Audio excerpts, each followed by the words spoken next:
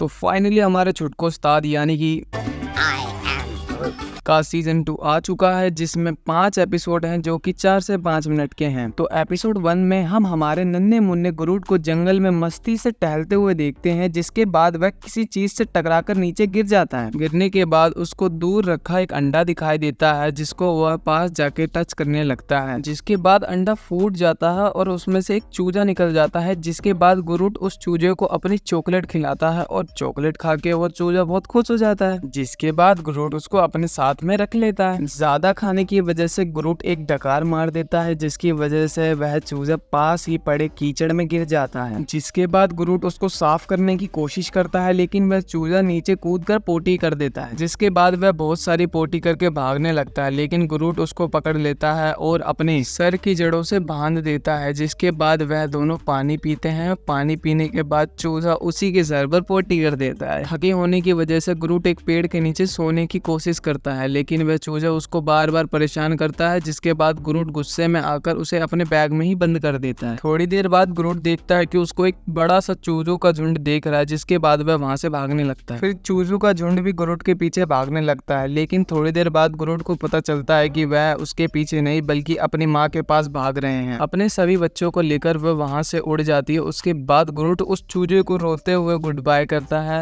Episode 2 में हम देखते हैं कि ग्रूट अपने स्पेसशिप में बैठकर गेम खेल रहा होता है। बहुत देर से गेम खेलने की वजह से उसकी गेमिंग बॉक्स की बैटरी खत्म हो जाती है। जिसके बाद वह अपने स्पेसशिप में बैटरीज ढूंढने लगता है, जहां उसको एक बैटरी मिल जाती है, लेकिन बैटरी को ढूंढते ढूंढते वह एक कबाड़ में गिर जाता है, जहां उसके चेहरे पर नाक लग जाती है। जिसके बाद वह खुशबू और बदबुओं को सूंघ सकता था। अब भाई ग्रूट के लिए नाक नहीं है, तो वह सभी चीजों के पास जाकर सूंघने लगता है, जैसे फूल, परफ्यूम, टॉयलेट टॉयलेट नहीं, कॉपियों के पुराने पन्ने, सब्जियां और कोल्ड ड्रिंक से भरा हुआ गिलास, जिसको वो फेंक देता है। तभी उसको दूसरी बैटरी भी दिखाई दी जाती है, जिसको लेकर वह अपने रूम में जाता है, जहां वह देखता है कि उसने कितना गंद मचा रखा है, जिससे बहुत गंदी बदबू आ रही है। जिसके बाद अपना ग्रूट झाड़ू उठाता है, अपनी नाक में डालता है और अपनी नाक को ही उखाड़ के फेंक देता है और गेम खेलने लग जाता है। आपको क्या लगा था कि वो सफाई करेगा? एपिसोड 3 में हम देखते हैं कि ग्रूट टी कह लो या फिर चॉकलेट शेक कह लो, मुझे नहीं पता, लेकिन वो कुछ तो गर्मा गर्म बना रहा था, जिसको वो पीने ही वाला होता है। तभी उसके आसपास की चीजें हिलने लगती है। देखने पर पता चलता है कि उसका स्पेसशिप लैंड होने वाला है। जिसके बाद ग्रूट स्वेटर और दस्ताने पहनकर नीचे उतर जाता है, क्योंकि उसका स्पेसशिप बर्फ में लैंड हुआ था।